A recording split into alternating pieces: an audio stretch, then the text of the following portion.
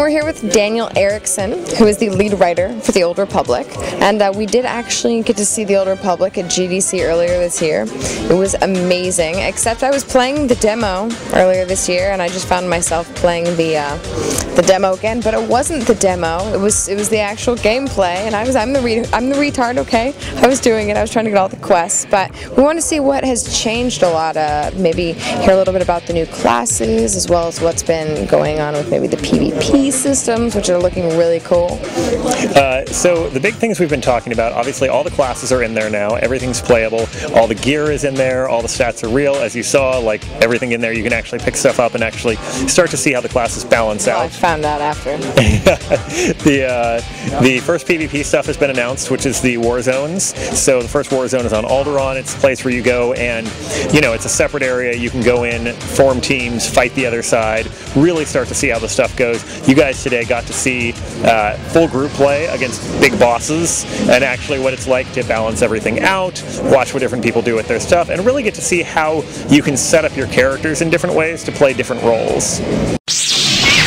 So you've announced these starships, your personalized starships. Absolutely. Are they going to be guild halls? I mean, how are these type of things working? Is it like a little home, like a hub for your group, or is it just a personal starship to get around?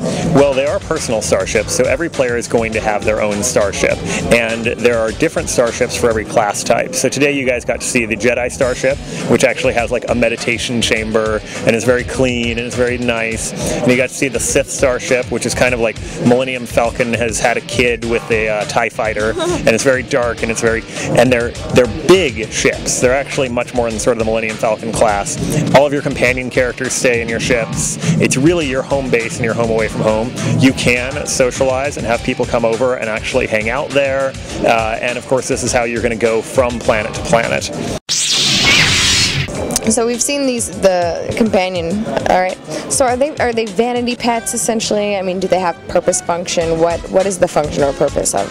Companion characters have always been hugely important in BioWare games, and they remain so in the Old Republic. So definitely not vanity pets. One, they all have their own personalities, they all have their own story content, there are quests you can go in, and remember that every class has their own companion characters. So they're a completely different suite for each group. They help you reflect your place. As far as when you're actually playing with them, they're a great way to round out your party and to decide to do things where, so you guys show up that day and the healer isn't there.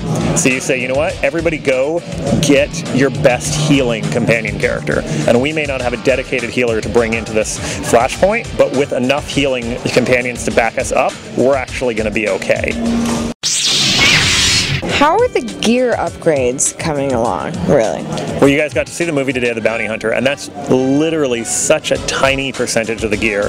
We have more class-specific gear than most MMOs have loot total. It was incredibly important to us that when you go as a trooper, that you get to remain a trooper if that's what you want to do. We don't want you going 15 levels and all of a sudden you look the same as a smuggler does. So there's a ton of trooper gear, there's a ton of bounty hunter gear, there's a ton of Sith warrior gear that's different from the Sith Inquisitor gear, and so you get multiple really cool upgrade looks all the way through.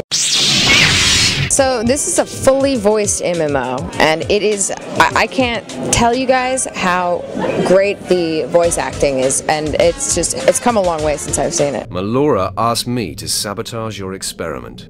Wait, Master, it's a lie. I haven't betrayed you. Absolutely. Well, one of the things we obviously decided to do right at the beginning is we only use, you know, guild, professional, like this is not, hey, we found some people on the team to come in and do the stuff. And it's all being handled at Lucas by, you know, we actually went and requested and got the same person who was the director for Knights of the Old Republic. Okay, so Dara, who did that game, is also heading up the VO stuff for this. We have a worldwide casting net.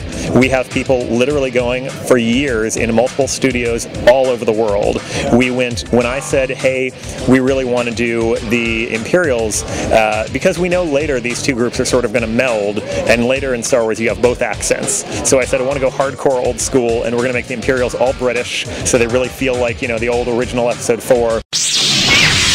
If you were to tell someone one or two things that would pull them to this over any other MMO, I mean, just completely different things, what would it be? context is the big one, and context isn't just the narrative, people talking storytelling, but the full sense of really understanding why you are where you are and what you're doing.